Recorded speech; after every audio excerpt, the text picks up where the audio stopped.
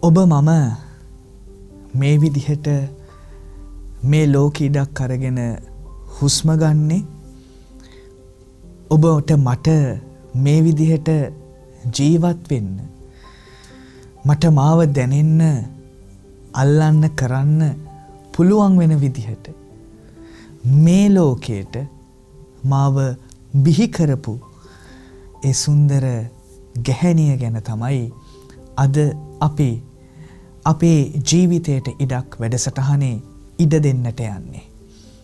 ඒ තමයි අම්මා. අම්මා කියපු ගමන් අපේ හිතට අපේ ඔළුවට ගොඩාක් දේවල් එනවා.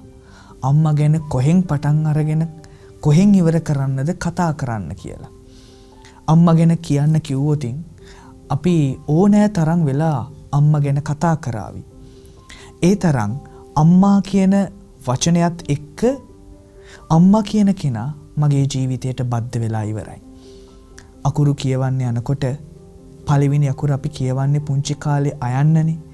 ඒ අයන්න යටින් අයන්න අල්මයන්න මායන්න අම්මා කියලා මුලින්ම අපි කියන්නේ පළවෙනි අකුරත් එක්ක මගේ ජීවිතයට බැඳිච්ච පළවෙනි කෙනා අම්මා වෙන නිසා. මේ ලෝකේ මුලින්ම ඔයාගේ මගේ ජීවය හටගන්නෙත් අම්මගේ කුස ඇතුලේ. තාත්තයි අම්මයි දෙන්නම එකතු වෙන්නට ඕන. ඒ එකතු වෙන තැන අම්මා මුලින්ම ඔයාගේ මගේ ජීවිතයට ඉඩ අරන් දෙන්නේ අම්මගේ කුස ඇතුලේ. මේ කුස ඇතුලේ අම්මා මාස 9ක් 8ක් 9ක් 10ක් පුරාවට ඒ ඉඩ ඔයාට මට දෙනවා.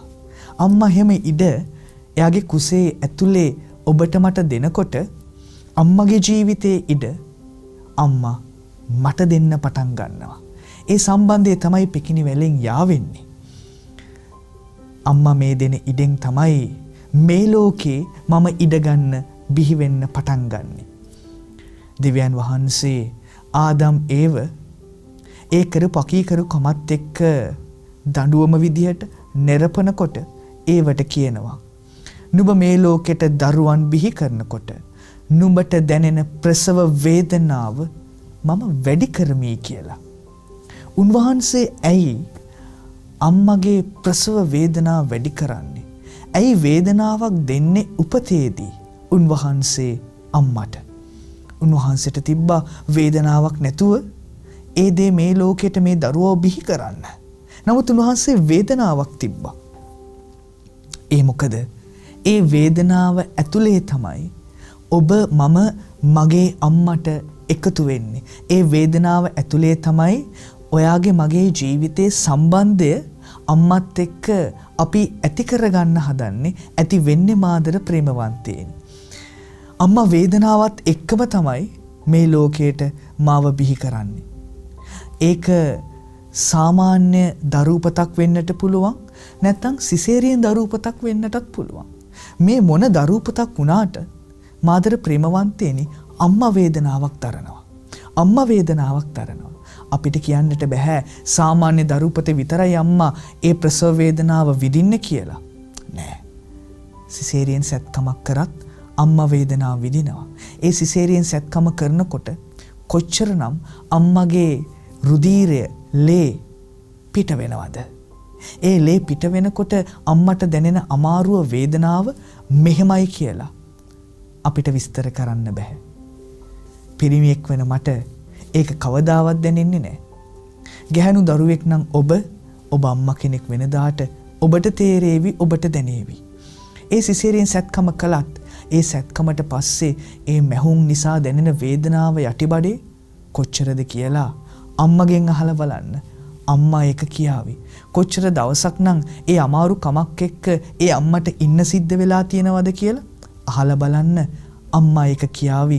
අම්මට ඒක දැනෙනකොටත් ඔය අම්මගෙන් එක ඇහුවොතින් අම්මට කඳුළුත් ඒවි සමහරක් වෙලාවට.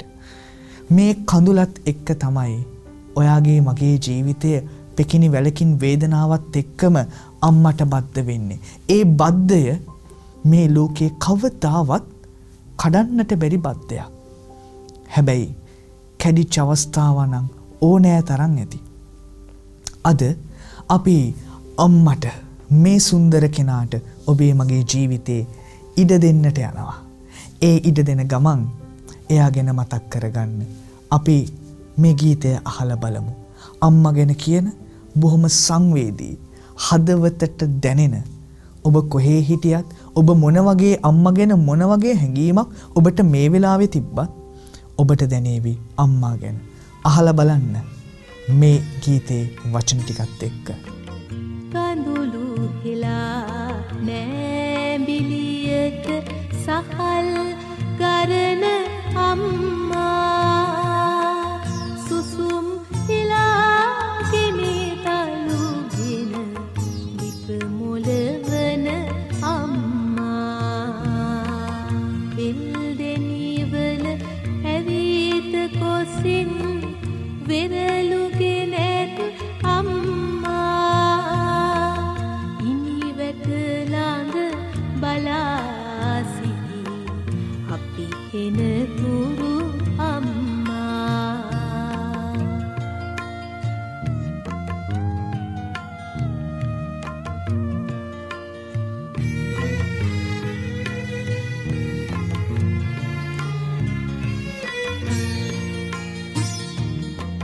මව්කිරි බිඳෙන් බිඳ දෙතොලට පොවාලා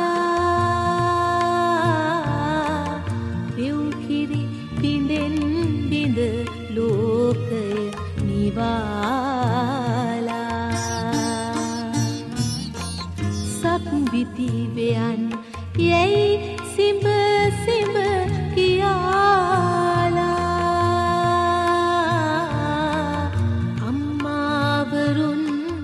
පූජ්‍ය රබුක්කන සිද්ධාර්ථ හිමියන් තමයි මේ හදවතට දැනිච්ච මේ සින්දුවේ වචන ලියලා තියෙන්නේ. ඒක දීපිකා ප්‍රියදර්ශනී මහත්මිය විසින් හදවතට දැනෙන්නම ගායනා කරනවා. අම්මා කියන වචනේ කොහොමත් අපේ හදවතට දැනෙනවා. ඒ හදවතට දැනෙන නිසා අම්මා ගැන ලියලා තියෙන ඕනම සින්දුවක් අහනකොට ඒක අපේ හදවතට දැනෙනවා. අම්මා මාත් එක්ක හිටියත් නොහිටියත් මොන විදිහට මම අම්මා ගැන දැක්මක් මගේ ජීවිතයට එකතු වෙලා තිබ්බත් අපිට ඒ දේ දැනෙන්න ගන්නවා. අපිට කියනවා මේ වචනත් එක්ක කඳුළු හෙලා නෑඹිලියට සහල් ගරන අම්මා සුසුම් හෙලා ගිනි අලුගෙන ලිප මොළවන අම්මා. අද සමහරක් වෙලාවට ඔබ අම්මව දකීවි රයිස් කුකර් එකේ බත් වෙන අම්මව. ඒ වුණත් මගේ කාලේ මම දැක්ක අම්මා ලිප මොළවන අම්මව. මගේ කාලේ මම දැක්ක අම්මා නෑඹිලියේ සහල් ගරන අම්මව. මේ නෑඹිලියේ හැම බත් ඇටයක්ම අම්මා ගරනකොට මේ හැම බත් ඇටයක් ඇතුලේම අම්මා දැක්කේ දරුවගේ මුහුණ. අම්මා දැක්කේ ඔබේ මගේ මුහුණ. ඒ ඔබේ මගේ මුහුණ දකින නිසායි අපිට රබුක්කන සිද්ධාර්ථ හිමියන් කියන්නේ නෑඹිලියේ සහල් ගන්නකොට අම්මගේ කඳුළු වැටෙනවා කියලා. ඒ මොකද මේ හාල බත වෙලා ඒ බත පුරවන්නට යන්නේ ඔබේ මගේ ප්‍රාණය, ඔබේ මගේ ශරීරය. එතකොට මේ හාල බත කරලා ඒ බත ඔයාගේ මගේ ජීවිතයට ශරීරයට එකතු කරන තැන වෙනකන් අම්මා ඒ හරහා දැනෙන ඒ වේදනාවල් හැඟීම් කවදාවත් අපිට බත් ඇටේ ලියලා තියන්නේ නැහැ. බත් ඇටේ දිහා බලාගෙන මොනවාද මේ බත් ඇටේට අම්මා කියලා තියෙන්නේ කියලා අපිට කවදාවත් තේරුම් ගන්නට බෑ. ඒත් ඒ බත් ඇටවලට කතා කරන්න පුළුවන් නම් අම්මා ගැන කියාවි අපිට ගොඩාක් දේවල් මේ බත ඉදෙන ගමන් අම්මා හිතපු දේවල් අම්මට දැනිච්ච දේවල් හැම වෙලාවෙම අම්මට දැනුනේ එයාගේ දරුවන් ගැන. අම්මගේ පපුවට වැදුනේ එයාගේ දරුවන් ගැන. සමහරක් වෙලාවට අපේ පපුවට මේ බත් ටික කනකොට ඒක දැනෙන්නේ නෑනේ. අපි කනකොටත් සමහරක් වෙලාවට කියනනේ අදත් මේවද කිසි රහක් නෑනේ මොනාද මේ ඇයි මේ කියලා අපි සමහරක් වෙලාවට කියනවා. ඒත් ඒ බත කොච්චර ආදරෙන් අම්මා හැදුවද? ඒ ව්‍යංජනේ කොච්චර ආදරෙන් අම්මා හැදුවද කියලා අපි දන්නේ නැහැ. අම්මා දන්නවා මේක රහට හැදුවෝතින් තමයි මගේ දරුවට පෝෂණය ලැබෙන්නේ. අම්මා උපරිම රහට හදන්න උත්සාහ කරනවා. ඒත් සමහරක් වෙලාවට අත්වැරදීම් සිද්ධ වෙන වෙලාවල් තියෙනවා. කොච්චරනම් කන්දරාවල්, කොච්චරනම් දුක් වේදනාවල්, අමාරුකම් ප්‍රශ්න මේ අම්මා ඔළුවේ තියාගෙන ඉන්නවද? තාත්තා ගෙදරට ඇවිල්ලා ගෙනල්ලා දෙන සල්ලි වලින් මේ අම්මා මේ හැම දෙයක්ම බලා ගන්නට ඕන. අඩුපාඩුද මේ හැම දෙයක්ම පිරිමහ ගන්නට ඕන. අම්මා පිරිමහ ගන්න කෙනෙක්. සමහරක් වෙලාවට තාත්තටවත් කියන්නේ නෑනේ ගෙදර තියෙන අඩුපාඩු. අම්මා පිරිමහනවා. අම්මා පිරිමහනකොට ඒක අපිට අමාරුයි. පිරිමහන තැන. ඒකනේ අපි අහන්නේ අදත් මේවද? හෙටත් මේවද? හැමදේමත් මේවද? කාලා ඇති වෙලයි තියෙන්නේ කියලා අපි සමහරක් වෙලාවට කියනවා. ඒත් අපි අහලා නෑනේ ඇයි අම්මේ අදත් මේක? මොනාද අඩු? මොනාද වෙලා තියෙන්නේ? අපි කවදාවත් අහන්නේ නෑ. අපේ ස්වරය උච්ච වෙනවා. ඒ නිසා අම්මට හිතට දැනෙන වේදනාව අම්මා කවදාවත් එළියට දාන්නේ නැහැ. මාදර ප්‍රේමවන්තේනි. ගොඩාක් අම්මලා මට හම්බ වෙනවා. ගොඩාක් අම්මලා ඇවිල්ලා කතා කරනවා. කතා කරන්නේ ගොඩක් වෙලාවට මහත්තයා ගැන නෙමෙයි.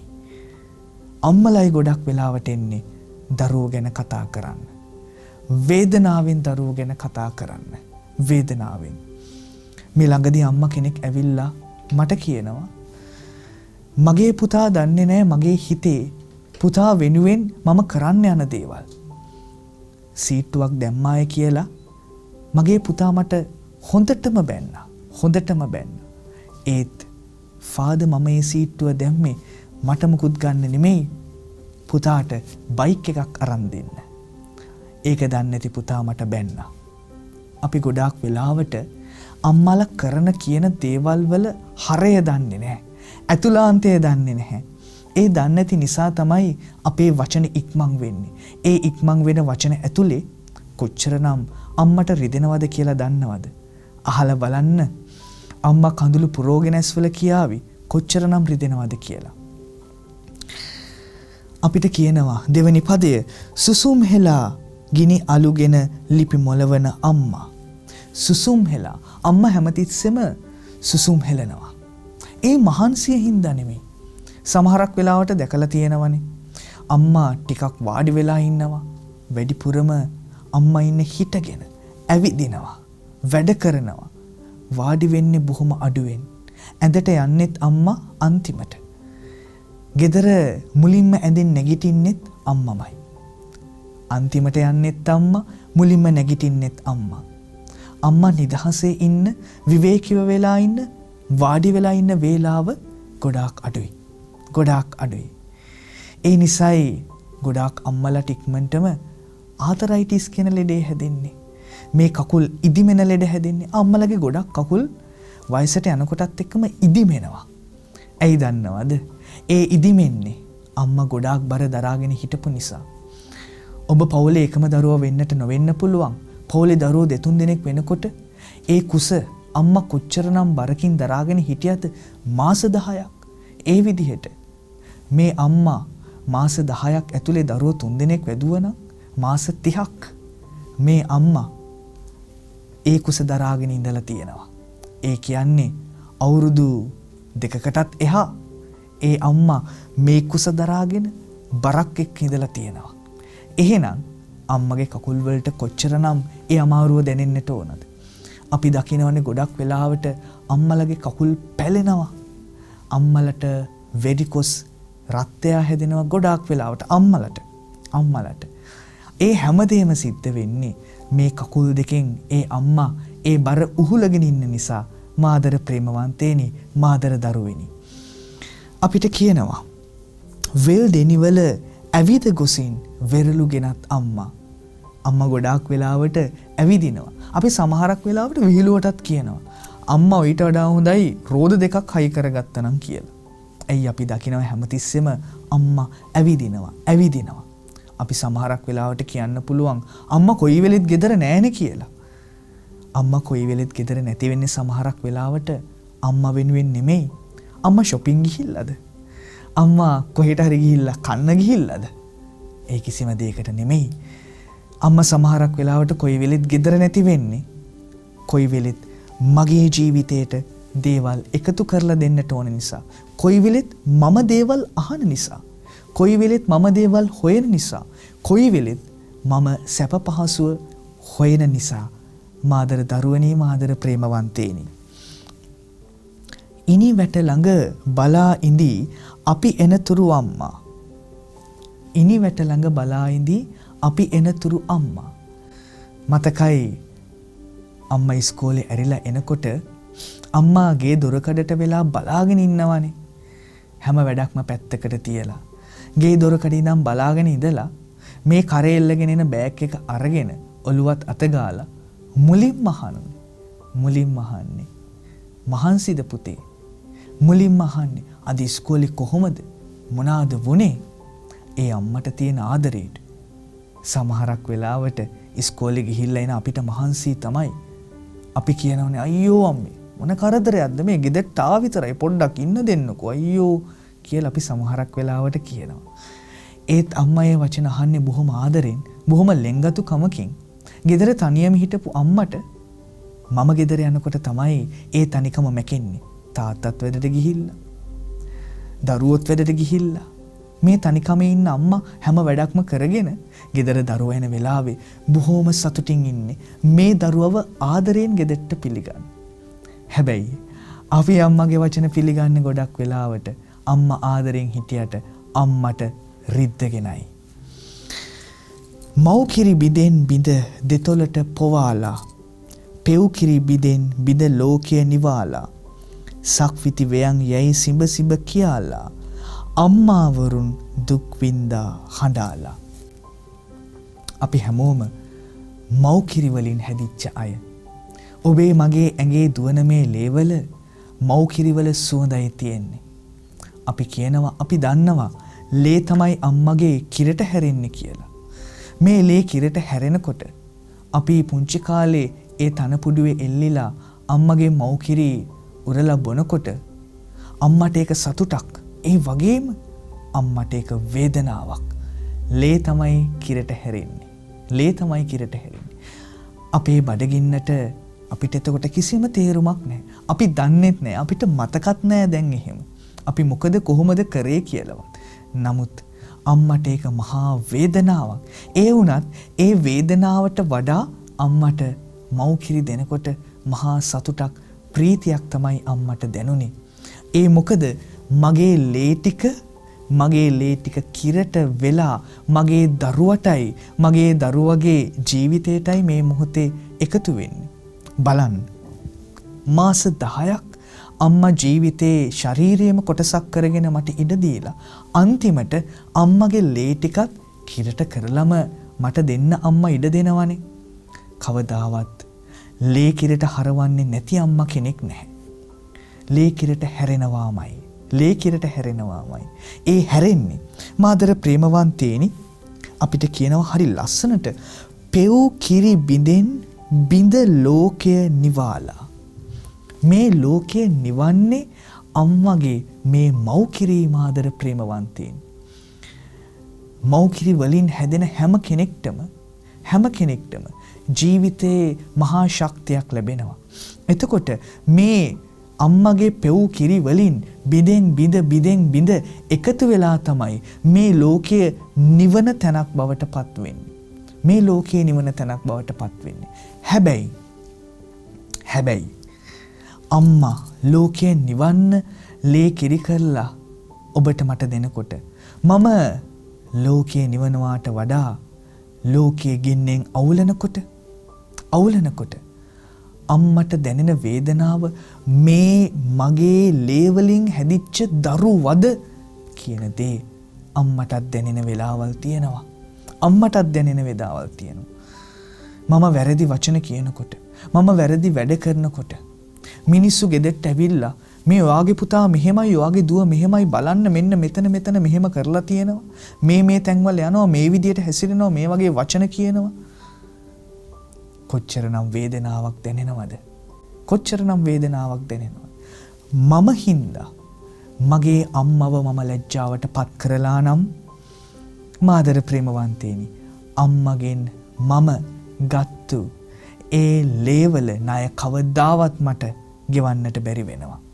කවදාවත් ඔබේ මගේ අම්මව ලැජ්ජාවට පත් කරන්නට එපා, අගෞරව කරන්නට එපා.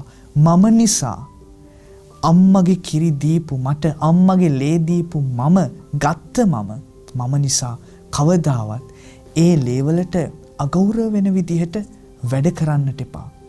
ඒක මහා පාපයක් වෙනවා ඔබේ මගේ ජීවිතේට. මාදර ප්‍රේමවන්තේනි, අම්මා හැමතිස්සෙම කියන්නේ සක්විති වයන් යයි සිඹ කියලා. අම්මා හැමතිස්සෙම ඔළුව අත ගාලා කියන්නේ ඉගෙන ගනින් මගේ පුතේ, ඉගෙනගෙන ලොකු මිනිහෙක් වියන් මගේ පුතේ. මේ විදිහට එන්න එපා මගේ පුතේ. ඔබ ලොකු මිනිහෙක් වෙන්න ඕන, හොඳ තැනක රස්සාවකට යන්නට ඕන, ඉගෙන ගන්න, ලොකු මිනිහෙක් වෙන්න කියන දේ අම්මා හැමදේම කියනවා. අපේ ඔළුව අතගගා, අපේ නලල ඉඹ. ඒ මොකද අම්මලා කැමති අම්මලා විඳපු දුක කවදාවත් දරුවන්ට අත් නොවන්නට. ඒ නිසායි අම්මා හැමතිස්සෙම අම්මගේ ජීවිතේ හැම දෙයක්ම ඔබේ මගේ ජීවිතේ ලොකු කරන්න දෙන්නේ. කුසේ ඉඩ දුන්න ඔබ මම ලොකු වෙනකොට ඒ වගේම තමයි ජීවත් වෙනකොටත් ඔබව මාව ලොකු කරන්නට අම්මලා කොච්චර ඉඩ දෙනවද? මේ මොහොතේ සමහරක් වෙලාවට ඔයත් අම්මා කෙනෙක්, තාත්තා කෙනෙක්, ඔයාගේ පුංචි දරුවෝ බලාගන්නෙත් මේ වෙලාවට ඔයාගේ අම්මා තාත්තා වෙන්නට පුළුවන්. බලන්න, ඒ ලෝකේ පුංචි කාලේ ඉඳන් ඔයාට ඉඩ දීලා දැනුත් ඔයාගේ ජීවිතයට ඉඩ දෙනවා. යන්න පුතේ, ගිහිල්ලා එන්න, අපි දරුවෝට ගන්න බලා ගන්නම් කියලා අම්මා තාත්තා සමහරක් වෙලාවට කියනවා. ඔයා ගිහිල්ලා එන්න, අපි දරුවෝ බලා ගන්නම්. ඔයා යන්න, මම දරුවා ක්ලාස් එකෙන් ගන්නම් කියලා අම්මා තාමත් කියනවා නේද? තාත්තා තාමත් කියනවා නේද? ජීවිතේ හැමදේම ඒ අය අපිට ඉඩ දෙනවා අපේ ජීවිතේ ගොඩනගාගෙන යන්නට. අපේ ජීවිතේ ගොඩනගාගෙන යන්න. දරුවන් අනේ රජ වෙන තුරු මග බැලුවා, දුක සැප බලන්නට නාවත් සෙත් පැතුවා. අපි රජ්ජුරුව වෙනකොට, අපි උඩට යනකොට හරි ලස්සන්ට සිද්ධාර්ථ හිමියන් කියනවා දුක සැප බලන්නට නාවත් සෙත් පැතුවා. අම්මේ කොහොමද කියලා බලන්නට ආවේ නැති වුණත්, කතා කරලා ඇහුවේ නැති වුණත්, ඉන්න තැන ඉඳන් හැමතිස්සෙම අම්මා හිතන්නේ මගේ දරුවට හොඳක්ම කරලා දෙන්න දෙවියනේ. පල්ලි එන අම්මා තාත්තා කෙනෙක්ගෙන්, පන්සල් යන අම්මා කෙනෙක්ගෙන් ඇහුවොතින් ඇයි පල්ලි ආවේ? කාටද ඔය ආරක්ෂා කරන්නේ? කාටද ඔය බෝධි පූජා තියන්නේ? කාටද ඔය බාර වෙන්නේ? හැම අම්මා කෙනෙක්ම කියන්නේ මගේ දරුවා නිසා, මගේ දරුවා වෙනුවෙන් කියලායි හැම අම්මා කෙනෙක්ම කියන්නේ. පල්ලියට එන ආරක්ෂා කරන දන ගහලා ඒ අම්මගෙන් ඇහුවොතින් කාටද මේ ආරක්ෂා කරන්නේ? දරුවට. කවදාවත් අම්මෙක් අම්මා වෙනුවෙන් ආරක්ෂා කරන්නේ නැහැ. අම්මෙක් ආරක්ෂා කරන්නේ දරුවා වෙනුවෙන්, ස්වාමියා වෙනුවෙන්. අපි ආරක්ෂා කරනවද අපේ අම්මා වෙනුවෙන් කියන දේ අහලා බලන්න මාදර ප්‍රේමවන්තේනි. දරුවට ආදරේ වගේම ස්වාමි පුරුෂයාටත් ආදරේ දෙන්නට වෙනවා මගේ අම්මට. මට මගේ අම්මා, ඒ මගේ අම්මා, ඒත් මගේ තාත්තට ඒ තමයි එයාගේ භාර්යාව. එතකොට තාත්තත් ඉන්නවා ආදරේ බලාගෙන. මට ආදරේ දෙනවා වගේම දරුවෙක්ට තාත්තටත් ඒ ආදරය අම්මට දෙන්න වෙනවා. ඒ ආදරය මට දෙන ආදරයම නෙමෙයි තාත්තට දෙන්නේ. තාත්තා ඉල්ලන ආදරය සහ තාත්තට කරන ආදරය වෙනස්. දරුවෙක් විදිහට මට දෙන ආදරය වෙනස්. අම්මා කවදාවත් මේ ආදර දෙක ලබා දෙන හැටි ඉගෙනගෙන තියනවද? නෑ. මම කියනවා මේ ලෝකේ යන්නට පුළුවන්, මේ ලෝකේ ඉගෙන ගන්නට පුළුවන්, බලාගෙන හැදෙන්නට පුළුවන් හොඳම විශ්වවිද්‍යාලය අම්මගේ ජීවිතය කියලා. අම්මා තමයි හොඳම විශ්වවිද්‍යාලය. කොහෙන්වත් ඉගෙනගෙන නැති මේ අම්මා කොහොමද මෙච්චර දේවල් කරේ කියලා අපිට හිතෙන්නේවත් නැහැ. අපිට හිතා ගන්නවත් බෑ මාදර ප්‍රේමවන්තයිනි. එහෙව් අම්මලට මෙහෙව් දේවල් කරන දරුවෝ ඉන්නවා කියලා අමතක කරන්නට එපා. බලන්න මෙහෙම දකිනකොට මේ අම්මගේ කඳුළු ඔබේ අම්මගේ කඳුළු වුණා නම් ඔබට දරා ගන්න පුළුවන් වෙයිද?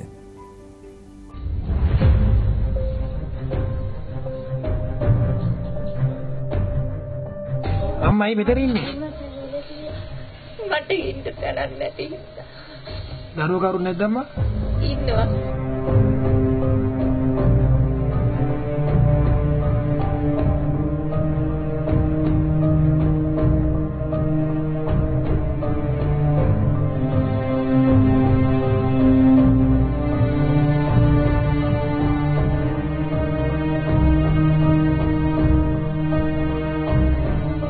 ඉඩම් මනින්දාවා මැනලා ඔක්කොම තනියෙන් ගියා.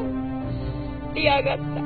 අරගෙන වුණාට පස්සේ මගේ ගෙදර මගේ අයියත් එලවන්න පුළුවන් මාත් එලවන්න පුළුවන් කියලා මට කිව්වා. අම්මා එළියට ඵලයන් අම්මා නිකන් අපේ කන්නේ අපිට කන්න දෙන්න බෑ කිව්වා. අපි 8 දෙනෙක් හිටපු එකෙන් මං තමයි මේ ගේ හැදුවා අප්පච්චිට සැලකුවේ ඔක්කොම කරලා අවසානෙට මට කණ්ඩ බොණ්ඩ එහෙම දෙන්නේ කවුද? ගමේ අය දෙන්නේ. දුව සලකන්නේ. දුව මට වාටි කත්තේ. අම්මා ඒ කරපු කැපකිරීම කාටවත් අපේ ජීවිතේ කරන්නට බෑ. කොහොමද අම්මා කෙනෙක්ව අපි එළියට දාන්නේ? කන්න දෙන්න බෑයි කියන්නේ. අපිට කන්න දෙන්න අමාරුයි අපේ අම්මට කියලා කියන්නට පුළුවන්ද? ඔබට ඔබේ අම්මා ලේ ටික කිරි කරලා දෙනකොට මට අමාරුයි දෙන්න. ඒ නිසා මම දෙන්නේ නෑ කියලා නවත්තපු අම්මෙක් ඉන්නවද? අපිට කන්න දෙන්න අමාරුයි කියලා මට මහන්සි යන්න කියලා කන්න නොදී ඔබ බඩගින්න තියපු අම්මා කෙනෙක් ඉන්නවද? එහෙම නොකරපු අම්මට කොහොමද අපිට පුළුවන් වෙන්නේ කටක් කරලා ඔයා අපිට බරක් අම්මේ, ඔයාට අපිට කන්න දෙන්න අමාරුයි අම්මේ, බලා ගන්න අමාරුයි අම්මේ. ඒ අම්මා වයසට යනකොට ඒ අම්මව බලා ගන්න එක දරුවගේ යුතුයකම. අනිවාර්යෙන්ම දරුවගේ යුතුයකම. අසනීප වෙනකොට ඒ අම්මා මගේ ළඟින් ඉඳන් බෙහෙත් හේත් දුන්නා. දැන් ඒ අම්මා අසනීප වෙනකොට සමහරක් වෙලාවට වියදම් දරන්නට වෙනවා ඒ බෙහෙත් හේත් වලට. දැන් අම්මට තාත්තට කිසිම ආදායමක් නැහැ. අම්මා තාත්තා හැම තඹ සතයක්ම වියදම් කරේ එකතු කරගන්නේ නැතුව ඔබ මම වෙනුවෙන්. ඔබ දුවෙක් නම් ඔබට දැනේවි ඔබ වෙනුවෙන් එකතු කරලා දෑවැද්ද විදිහට ඔබව බන්දලා දීලා ඇව්වා මේ අම්මා තාත්තා. කිසිම දෙයක් ඉතුරු කරගන්නේ නැතුව, කිසිම දෙයක් අම්මා ළඟ තියාගන්නේ නැතුව. අපි වයසට ගිය කාලෙට අපි ජීවත් වෙන්න එපාය. ඒ නිසා අපි ඉතුරු කරගෙන ඉන්නවා කියලා කියන අම්මා කෙනෙක් අහලා තියනවද? නෑ නේද? කවදාවත් අම්මලා අම්මා වෙනුවෙන් ඉතුරු කරගන්නේ නෑ. ඉතුරු කරගන්නේ නෑ. හැම දෙයක්ම ඉතුරු කරගන්නේ තම දරුවා වෙනුවෙන්. තම දරුවෝ වෙනුවෙන්. අන්න ඒ නිසයි අපිට සිරාග්ගේ පොතේ හරි ලස්සනට කියනවා. තම මවට ගෞරව කරන්නා නිදහනයක් රැස් කරගන්නෙකු වැනිය. මවට ගෞරව කරන්නා නිදහනයක් රැස් කරගන්නෙකු වැනිය. මට මගේ අම්මට ගෞරව කරන්නට බැරි නම් ඔබ කවදාවත් ඔබේ බිරිඳට ඔබේ ස්වාමිපුරුෂයාට ගරු කරන්නේ නැති කෙනෙක් වෙනවා. ඔව්. ඔබේ අම්මා ගරු කරන්නේ නැති කෙනාට කිසිම කෙනෙක්ට ගරු කරන්නවත්, අම්මට ආදරය කරන්නේ නැති කෙනෙක්ට කිසිම කෙනෙක්ට ආදරය කරන්නවත් බැරි වෙනවා. ඔව්. ඒ නිසා අම්මගෙන් ඉගෙන ගන්න ආදරය තමයි මගේ ජීවිතේ අනිත් කෙනාටත් අනිත් අයටත් මට දෙන්නට පුළුවන් වෙන්නේ. තම මව සතුටු කරන තැනැත්තේ සමිඳුන්ට කීකරු වන්නේය. අම්මව සතුටින් තියන්න පුළුවන් කෙනා තමයි දෙවියන් වහන්සේගෙත් ආශිර්වාදය ලබන්නේ. අම්මට අපි කොච්චරනම් දුක් දීලා තියෙනවද? මමත් ඇතුළුව අම්මව රිද්දලා තියෙනවද? ඔව්. ඒ අම්මව රිද්දලා තියෙනවා නම් දැන් මේ වාරයේ අපේ ඒ අම්මව සතුටින් තියන්න. සතුටින් තියන්න. අම්මගේ ජීවිතේ අම්මට බැරි වෙන කාලේ, අම්මගේ ජීවිතේ අන්තිම කාලේ, අම්මගේ ජීවිතේ මතක නැති වෙන කාලේ, එකම තැන එකම ඇඳේ අම්මා මල පහ කරන කාලේ සමහරක් වෙලාවට ඒ මල පහ අල්ලන්න අපිට හිරිකිතයි. ඒ මල පහ අල්ලන්න අපේ ගෙවල් වල අපි නර්ස්ලව ගෙන්නගෙන තියාගෙන ඉන්නවා. හිරිකිත නිසා. මට වැඩ වැඩි නිසා නෙමෙයි හිරිකිත නිසා. ඒ ජරාව අත ගන්න බැහැයි කියලා කියන දරුවොත් ඉන්නවා. එහෙම අපිට කරන්න පුළුවන්ද? මගේ ජරාව කොච්චරනම් මගේ අම්මා අල්ලලැද්ද? මගේ ජරාවෙන් කොච්චරනම් මම අම්මගේ ඇඟේ මම ජරා කරලැද්ද? ඒ වෙලාවල් වල අම්මා මාව විසික් කරා නම් මගේ ඇඟේ ජරා කරනවා කියලා කවදාවත් අම්මා එහෙම කරලා නෑ නේද? එහෙනම් අම්මගේ ඒ අවසානයේදී අම්මගේ අමාරුකම් වලට අම්මගේ ඒ මල පහවලට මට අත ගහන්න බැරි නම් එතන ආදරයක් තියනවාද? ඒ නිසා ඔබේ අම්මා ආදරේ උල්පතක්. ඒ ආදරේ උල්පතෙන් ඔබයි පෝෂණය වෙන්නේ. ඒ ආදරේ උල්පත කවදාවත් හිඳිලා යන්නට දෙන්නට එපා. ඒක බලා ගන්නට ඕන. ඒ ආදරේ උල්පත බලා ගන්න. ආදරේ උල්පතෙන් ඔබේ ජීවිතයත් ආදරේම මහිමයක් කරගන්න. ජේසු පිහිටයි.